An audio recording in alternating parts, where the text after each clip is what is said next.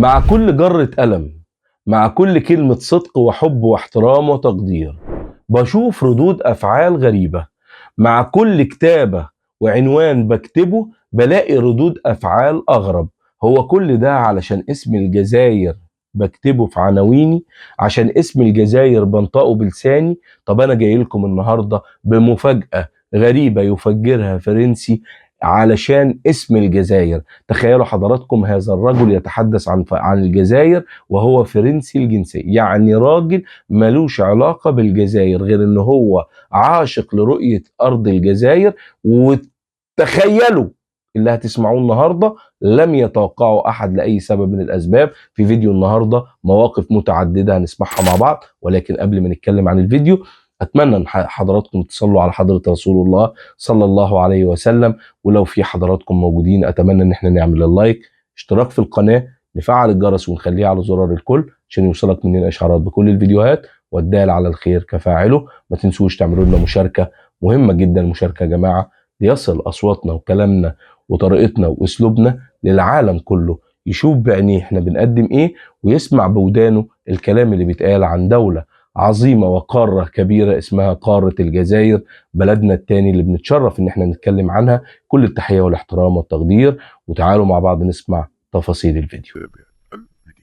J'ai découvert l'Algérie. L'Algérie, c'est un pays-continent. C'est le plus grand pays du continent africain. C'est une variété de décors, de cultures, de populations, une histoire réellement exceptionnelle.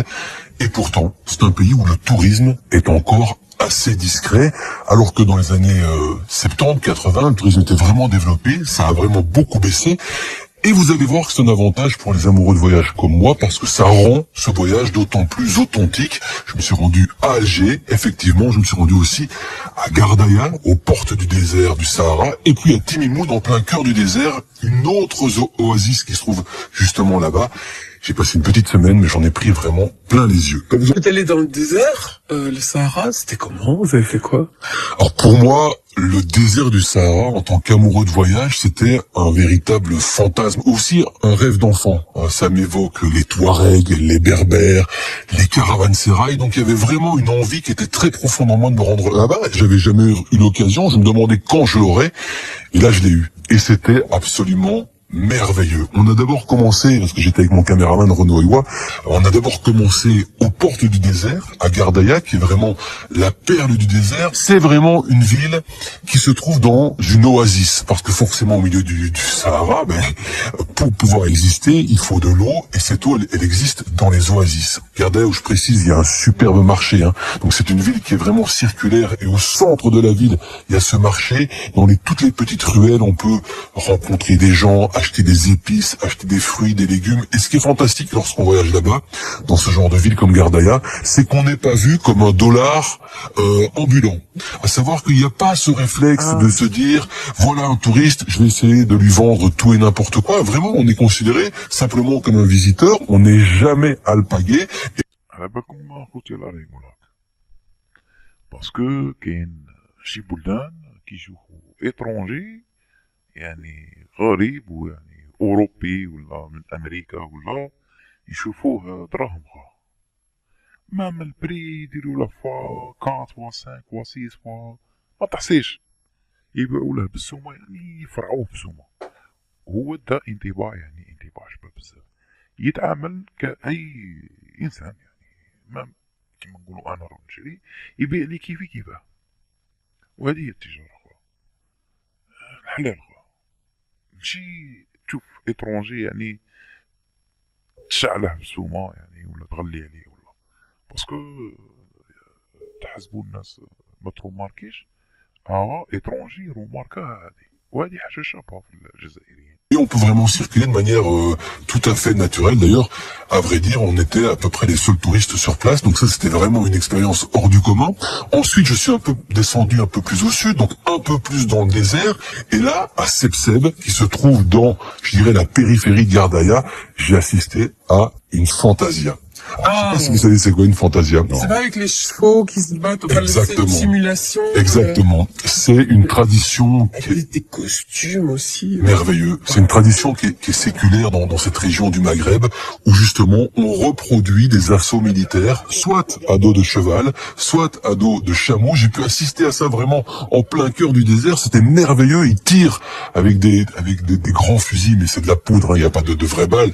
Ils tirent et il y avait tout le village qui s'était réuni autour de cet événement pour pouvoir y assister.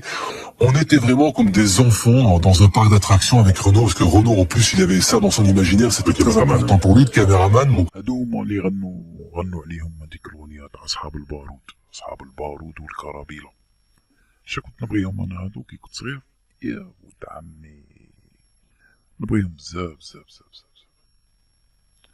اي وي لا بيل ايبوك الحمد لله. يعني الثقافه هذه مازالت حاضره في الجزائر وصافي بليزير. يعني ما معناها يعني عندي ذكريات مع هادو صحاب البارود، باسكو كان عندي واحد جدير بيرعمو كان عندها هاد الفرقه تاع صحاب البارود والكرابيله، وكانت خاصة يديروها في المناسبات، يعني في الأعياد 1 نوفمبر ولا 5 جويي، ولا كانوا يعني روعة.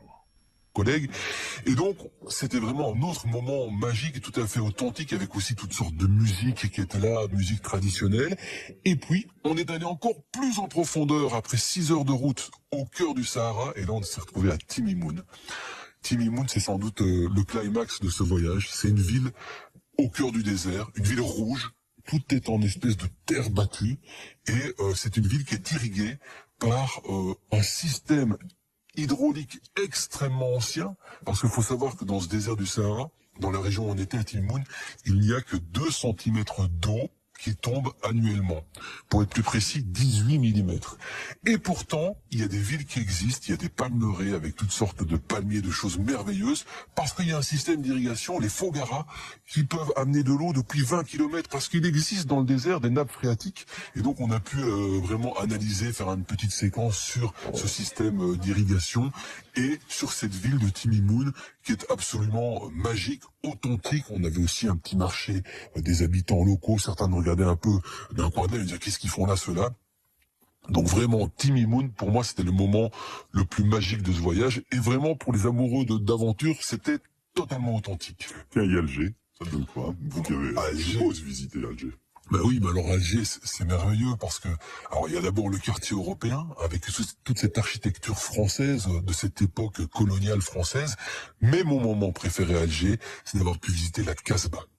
La Casbah, c'est un quartier historique d'Alger, sans doute le plus ancien, qui a été construit au IVe siècle avant Jésus-Christ par les Phéniciens, un comptoir phénicien, puis qui s'est développé de plus en plus. Les Romains sont arrivés, ensuite les Turcs, évidemment les Français aussi sont arrivés à cette période qui était quand même assez compliquée pour les Algériens. Les personnes musulmanes étaient recluses dans ce quartier. C'est un quartier qui, au niveau architectural, est vraiment une ville typique musulmane, et c'est une série de petites ruelles, les unes entre les autres, avec un surplomb, la Casbah du haut, la Casbah du bas, et justement on a toutes sortes de petits marchés, de petites ventes, de toutes sortes de choses. Et ce qui est fantastique, c'est que c'est une ville où les voitures ne peuvent pas rentrer. Donc même le recyclage de déchets se fait à dos d'âne. Et donc on peut se balader là, on a les habitants qui sont tout à fait charmants, et c'est vraiment un moment totalement magique. Et je vais vous en parler, hein.